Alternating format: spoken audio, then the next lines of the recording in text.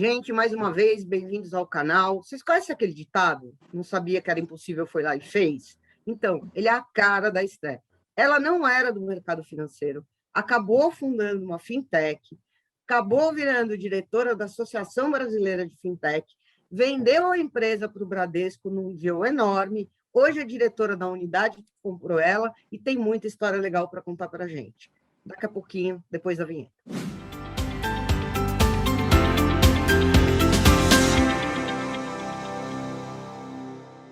Té, conta um pouquinho aí para a gente da tua história, quem é você. Parabéns pela venda da Dindim para o Bradesco no ano de 2020, super recente. Fiquei super orgulhosa, a gente não teve oportunidade de se falar até então. Conta aí para o pessoal um pouquinho de você e da empresa.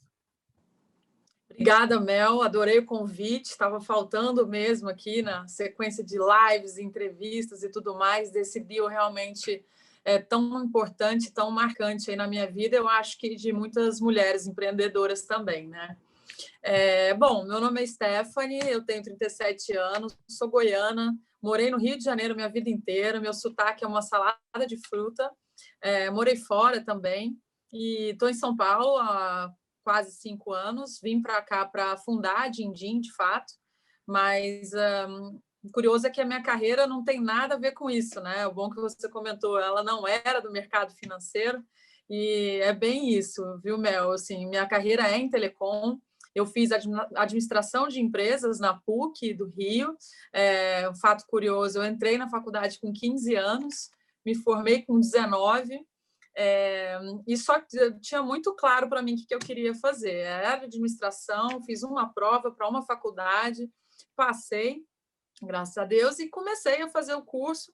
Dali eu fiz intercâmbio na Inglaterra, dali depois eu fui expatriada e virei consultora na minha área de telefonia, na época Home Internacional, que em 2006 era uma novidade enorme aí, né? Você poder pegar o seu telefone e ir para fora do país e falar com o seu próprio número e tudo mais.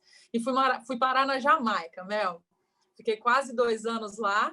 E depois fui para o Silicon Valley, que eu acho que foi quando o bichinho da tecnologia me mordeu. E depois voltei para o Brasil, e aí já é uma outra história.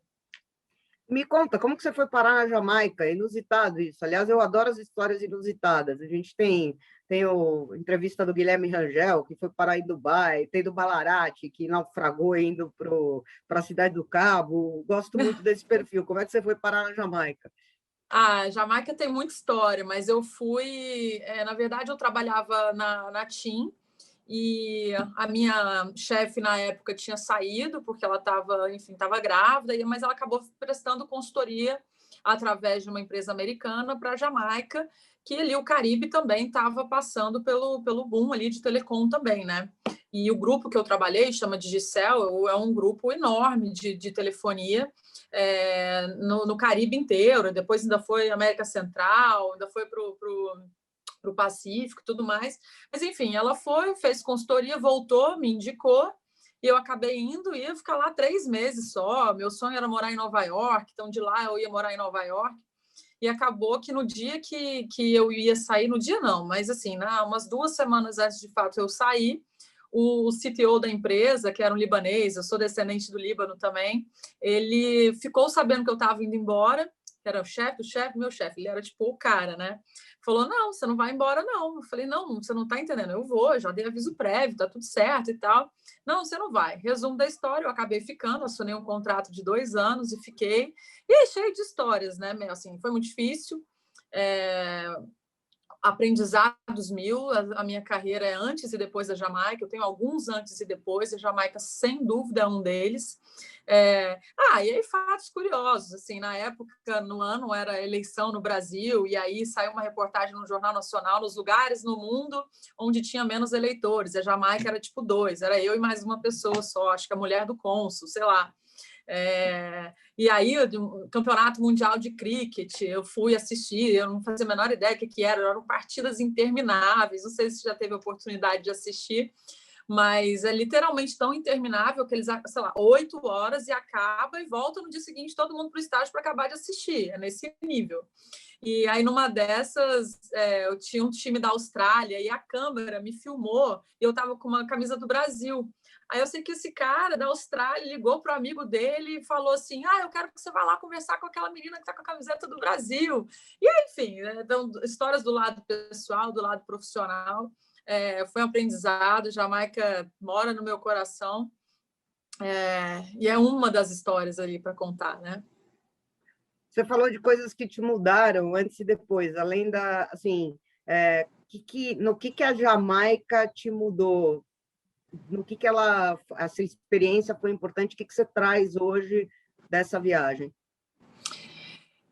Eu acho que, assim, você precisa ter muita resiliência e muita perfil de fácil adaptação, porque é um país extremamente diferente do nosso, né? Nosso, enquanto é um país continental, a Jamaica é uma ilha, enquanto eu estava aqui acostumada, né, os meus amigos, a minha família, alguma coisa, a minha língua, né, minha comida, então tudo o que a gente está acostumado, você de repente vai para outro lugar, um país extremamente machista, realmente tratam a mulher ali quase como um objeto, as próprias jamaicanas sofrem muito isso.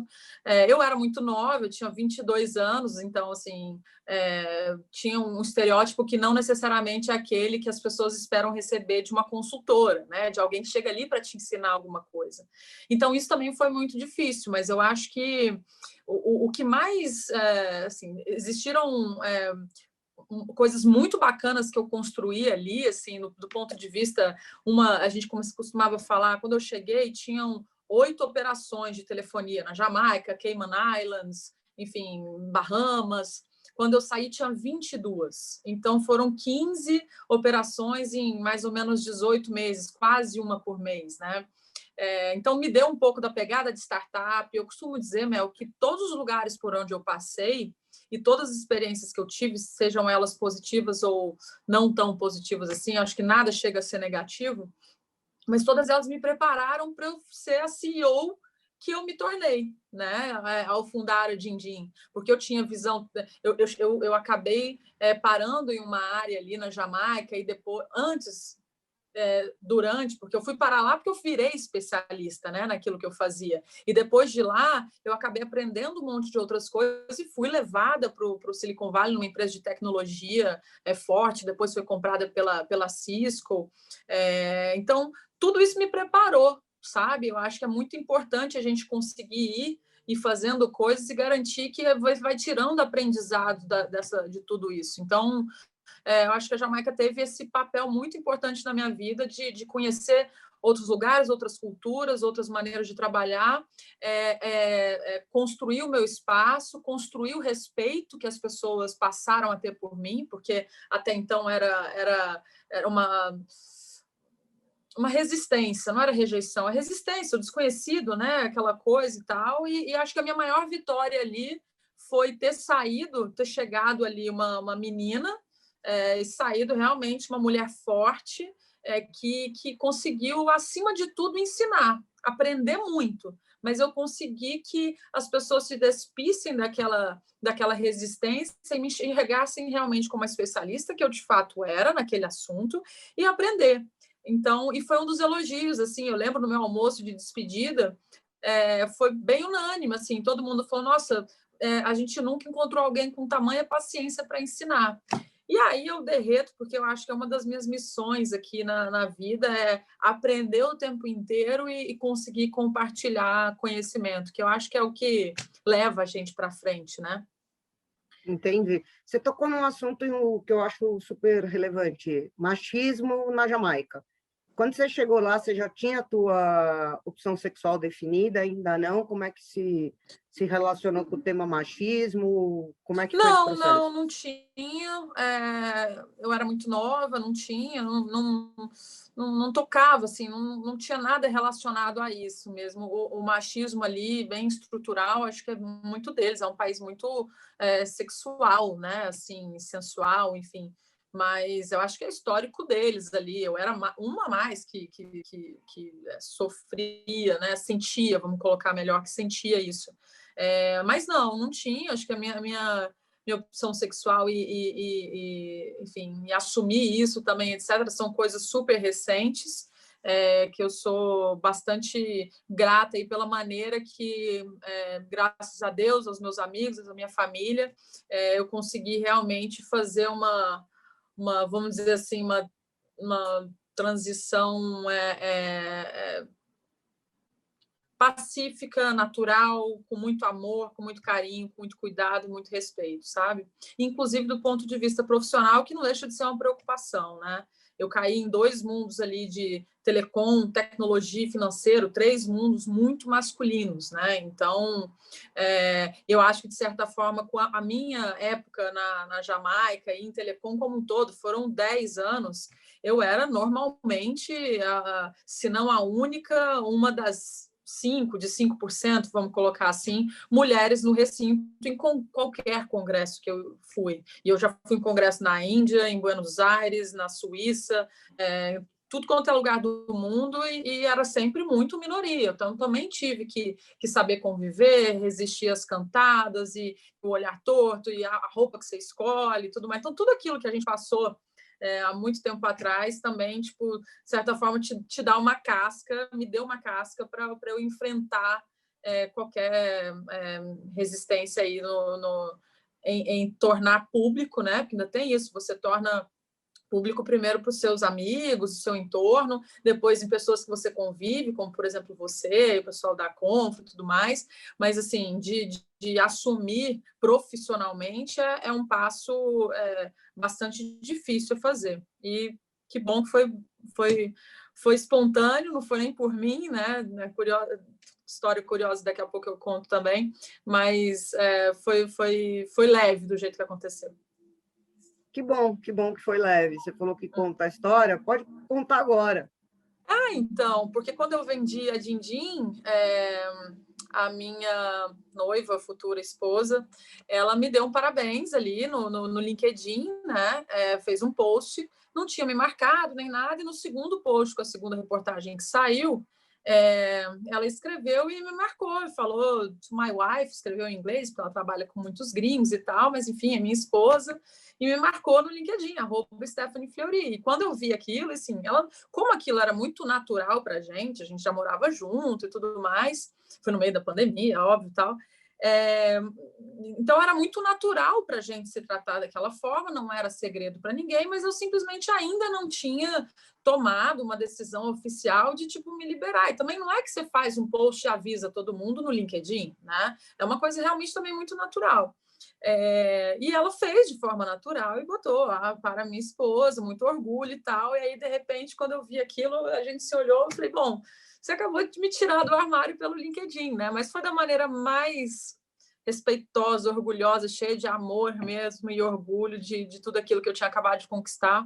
E foi bom, né? Porque, de fato, você não precisa escrever, e aí quem sabe, quem não sabia passou a saber. Recebi muitas mensagens bacanas de homens falando, tipo, elogiando a coragem, porque eles também sabem da coragem que expor isso, né? Porque sabem que existem alguns vieses aí das pessoas fazerem comentários aqui e ali. Mas essa é a história, assim, foi curioso, rendeu manchete de revista. Como é que vocês se conheceram?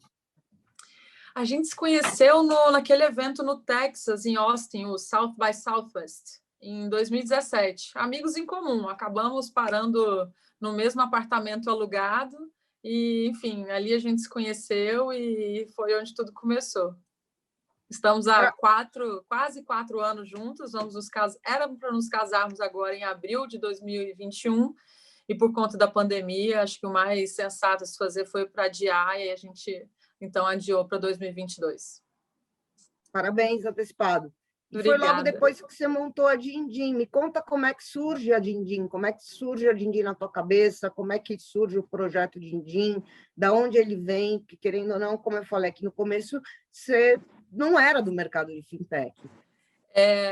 Eu fui para um Halloween em Nova York em 2015, e ao dividir o Uber para chegar numa festa, em teoria, que eles chamam de secret spots, né? De um lugar surpresa, que você só fica sabendo do endereço da festa horas antes e tal. Foi tão surpreso o lugar da festa que a gente não cachou a festa, deu $60 para ir, $60 para voltar. E aí, dentro do Uber, a Juliana, verdade, toda maquiada, toda fantasiada, 3 mulheres dentro de um Uber e não achamos a festa. Não fomos as únicas, estava cheio de carro preto ao redor do endereço do ano anterior, porque era o que todo mundo conseguia achar online, né? E aí a gente voltou era no Brooklyn, a gente voltou para Manhattan. Aí a Juliana, que morava em Nova York, Juliana eu não conhecia, eu conheci ela dentro do Uber, porque ela era amiga em comum da outra Ju, que estava com a gente, comigo. Ela tinha pago o Uber, ela chamou pelo aplicativo dela, e como realmente deu muito dinheiro, ela falou, então me paga no Venmo. E era um aplicativo dos Estados Unidos chamado Venmo, virava verbo lá, já era tão famoso que eles falavam Venmo me, né? Me paga no Venmo. E quando o negócio vira verbo ou adjetivo, né? Significa que estourou. E ela me falou isso, eu falei, hã?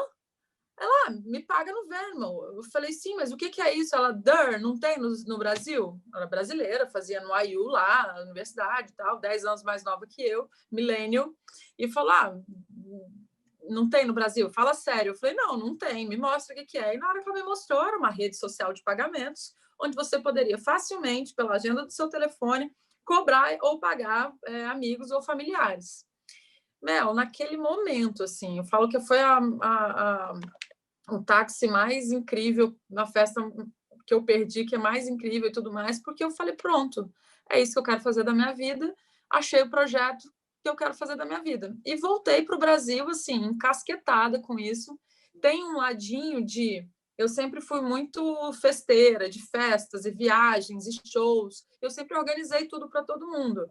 E aí, assim, quem é da nossa geração ali, assim, quem nunca teve que cobrar uma pessoa ou 10 pessoas e ver no extrato, identificar no extrato. Você me paga R$60,01 para eu saber que foi você e tudo mais. Então, tinha um pouco disso.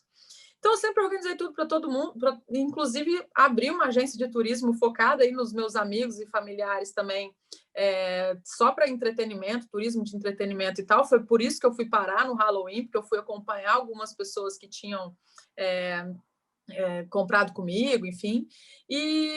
Então, isso me levou a Nova York, que me levou à festa, que me levou ao Venmo, e eu falei, pronto, achei o projeto da minha vida, que vai facilitar cobrar e pagar pessoas. Eu tenho certeza que eu não sou a única que tem esse problema, né? E aí eu voltei para o Brasil, comecei a pesquisar muito, isso foi em 2015, né? Outubro, logo 31 de outubro, logo em novembro eu voltei, e comecei a Google it, né? Então, dei um Google no Venmo, e aí fui descobrir outras coisas, e vi que no Brasil tinha um player só, que aquilo era muito novidade. Foi aí que eu fui apresentada ao termo fintech, embora o Nubank já existisse no Brasil e eu já era usuária, eu sou bem early adopter assim, de tecnologia, mas era o mais longe que eu iria, era de ficar ligada nas coisas, assim, né? Meu celular sempre foi muito cheio de aplicativo. Mas eu nunca tinha tido contato, de fato, assim, com esse mundo startup, fintech era uma novidade, uma palavra nova, e eu comecei a estudar, Mel. Acho que como você abriu aqui o nosso papo, que você falou sem saber que era impossível, eu fui lá e fiz, né?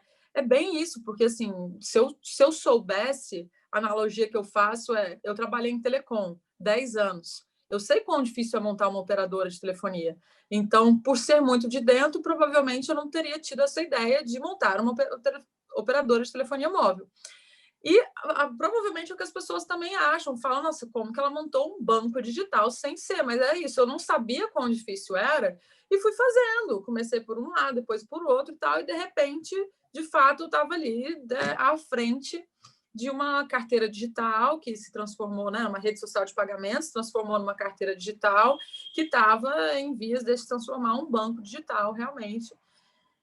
E muitos perrengues depois, sabe, Mel? Porque é isso, assim, se eu soubesse, não teria feito, mas tudo aconteceu nesse meio tempo e também que tornou a jornada realmente muito, muito difícil, né? Eu lembro bem, inclusive fiquei muito feliz quando eu soube da venda para o Bradesco, porque eu lembro que uma vez a gente se encontrou e você estava mais dura que cu de estátua, você estava ralando, assim, Mel, eu estou aqui, então, assim, é bom para a galera que está vendo a entrevista, a gente não desiste, tá? Empreendedorismo não é só flores, entendeu? Assim, Não, tem que ter assim, muito sangue frio. tem que ter muito sangue frio. Eu costumo dizer assim, eu trabalhei, bom, eu tinha as minhas reservas. O Dindim não começou com um PPT, indo investidores anjos e me dar um dinheiro aí para ver se dá, né? Foi dinheiro meu o tempo inteiro. Durante 3 anos foi dinheiro meu. É, assim, durante 1 ano e pouco eu tinha uma outra empresa também, então que eu conseguia me manter. Então hoje eu sou mentora de algumas pessoas, de algumas startups e tal, mas a primeira coisa que eu pergunto quando alguém vem conversar comigo é assim, quão preparado financeiramente você está, planejamento financeiro mesmo, que eu fiz todo o meu planejamento de verdade, de fato, e faltou dinheiro, porque eu achei que fosse ser mais rápido alguma coisa, virar e tudo mais. E não é rápido, é muito demorado, tudo custa muito dinheiro. O mercado B2C, né, para cliente final na ponta, e não que atenda empresas B2B, é um mercado que demanda muito dinheiro. E não que eu não soubesse disso, mas eu não tinha realmente a real noção da coisa. E ainda bem, porque se eu soubesse, eu não teria feito, né? Então, eu achei que era possível e fui lá fazendo. E óbvio que ao longo do tempo eu fui descobrindo, bom, isso aqui eu não consigo fazer. Ah, isso aqui eu precisaria de dinheiro. Aí eu fiz rodada de captação. Na época, em 2018, a gente fez a maior e mais rápida e a primeira feita por uma mulher. E susto também de novo. Eu recebi todo o dinheiro estava no Banco Neon, e aí o Banco Neon, na verdade, era Fintech Neon, e o Banco Neon é liquidado pelo Banco Central. Eu achei que no dia de uma semana seguinte, eu achei meu dinheiro estava todo lá, eu achei que a gente ia perder tudo, não perdeu, mas um puta de um susto. Então, assim, o tempo inteiro tem problema. O que tem que ser maior é a sua capacidade de resolver, de ser resiliente e acreditar. Agora, você presenciou bastante, o Diogo da Confra também, teve muito próximo ali de mim em momentos que realmente eu falei, às vezes não é nem que você quer desistir, você fala, não, não vai dar mais, não vai dar mais, agora acabou, porque acabou meu dinheiro, acabou o dinheiro da Stephanie, pessoa física, né? Então, e aí, Mel, vem ajudas do além, né? Assim, no dia que literalmente eu tinha R$ 8,08 na minha conta, eu não ia ter dinheiro para pagar meu aluguel no dia seguinte, para nada, né? R$ 8, cafezinho em São Paulo, e olha lá. E minha mãe ganha um carro num sorteio. Um carro popular, R$ 30.000, pega, vende, divide, dá 10 para mim, 10 para ela, 10 para meu irmão. E aí você fala assim, bom, agora eu consigo passar mais um tempinho, vamos ver no que dá. E deu, né? E mais nesse meio tempo é assim, é o tempo inteiro problema e vontade de desistir. E ainda bem que eu não desisti, ainda bem que eu contei com os meus sócios maravilhosos, com a minha equipe, com a minha família, com a minha mulher, com os meus amigos e empreendedores, né? Também, assim, porque empreender, ser fundador, é muito solitário, né? E você ter outro empreendedor que sofre a mesma dor que você, porque você pode desabafar com a sua família, com o seu companheiro e tudo mais, mas normalmente eles não entendem, porque eles não vivem aquilo, né? E aí você vai desabafar ok, terapia é muito importante, também cheguei aqui por conta disso, mas você não pode desabafar com uma equipe, acho que nem com sócio, acho que tem algum momento que você também tem que segurar, porque você é o esteio, né? Então, nada melhor do que um outro empreendedor que sofre dores iguais e diferentes, mas, né, iguais às suas, e que às vezes ele está só num dia melhor que você e ele está ali falando, não desiste não, vamos embora, vai dar certo, calma, dorme. E é isso, o dia seguinte é outro dia que as coisas acontecem positivas e faz a gente continuar até dar certo, né? Sensacional, eu não sabia da história do carro. Eu sempre falo que sorte é importante na sua vida. Quer dizer, você estava completamente ferrado com R$ 8 por ganhar um carro num sorteio. Vamos combinar que foi providencial. O teu anjo da guarda devia estar lá assim, né? Ele faz plantão comigo, viu, Mel? Eu costumo dizer, as pessoas falam, nossa, seu santo é forte. Eu falei, meu santo é forte e Deus é doidinho comigo, porque não é possível. Importantíssimo isso, Não é? importantíssimo. O pai de Mas eu acho, todos está lá, sempre olhando por mim, graças a Deus. mas eu acho que o pai de todos, ele olha para todo mundo que tem fé, na verdade. É só acreditar nele que ele acredita Claro, na gente. claro, claro, claro. Só estou dizendo justo, assim, eu acredito muito, entrego, faço o meu melhor. Ele sabe, né? Está reservado, eu acho que... E é isso, assim, a minha vida, eu te falei, né, da Jamaica e tal, tem alguns antes e depois. A Dindim, sem dúvida, acho que é o meu maior, até agora, né? Minha maior conquista, mas eu acho que durante esse tempo todo, uma certeza eu tinha, assim. Eu não tinha certeza que o Dindim ia dar certo. Imagina, se eu tivesse, eu não sofreria. Eu falei, beleza, vai passar, não é uma bola de cristal. Mas a única certeza que eu tinha é que eu estava me tornando uma pessoa melhor na jornada. Então, era isso que me fazia acordar, levantar e ir, mesmo com R$ 8 na conta. Que, né, para chegar em 8, você passa por e você vai vendo diminuir. E, tipo, a chance de você desistir é muito alta. Só que eu era muito feliz fazendo aquilo, né? Então, isso te dá uma energia realmente sobrenatural de realização, de fazer as coisas, de acreditar. E essa certeza que eu estava no projeto, na verdade, de me tornar uma pessoa melhor, uma profissional melhor e tudo mais, porque passando por isso tudo, você tem que, né?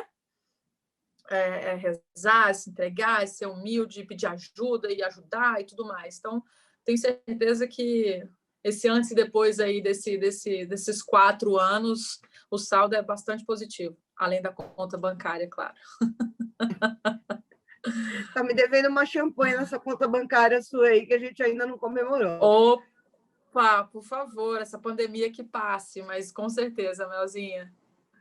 Vou adorar. E tem uma coisa que você falou que eu acho super importante, que tem a ver com desapego, que, assim, querendo ou não, você nasceu como uma rede social de pagamento, é assim que dá para definir a ideia inicial da Dindim. Isso. E até com a venda para o Bradesco, com os últimos movimentos, a coisa muda um pouco de figura. O que você está vendo para o futuro, no que a empresa se transformou, e qual é a tua visão de realmente, de repente, é positivo, né? Não é porque mudou um pouco o modelo inicial que você tinha projetado, de repente mudou para o bem, você está com suporte maior. Como que é esse processo de desapego à ideia inicial? Então, eu acho que esse desapego ele também foi sendo construído ao longo do caminho, porque a gente tem uma expressão de quando você copia, né, e faz igual, né, no mundo de startup chama copycats, né? Eu tenho zero vergonha de falar que o Dindim nasceu como um copycat ali do Venmo, porque uma coisa é você falar, outra coisa é você fazer, né? Então, a gente executou de fato e tropicalizou. Então, a gente ainda enfrenta dores de situações brasileiras do mercado de meio de pagamento que nos Estados Unidos não tinha, o Venmo não enfrentava, né? Então, a gente nasceu como isso, só que também muito rápido, Mel, eu entendi que o problema que o Venmo resolvia nos Estados Unidos era e existia, e aqui aquele problema não existia, mas existia um outro muito maior. E a gente viu isso 6 meses depois, realmente foi rápido enxergar isso, tomamos rapidamente a decisão de mudar. Então, o que a gente viu foi que, na verdade, o problema do brasileiro era muito maior do que só pagar e cobrar amigos, e era bancarização.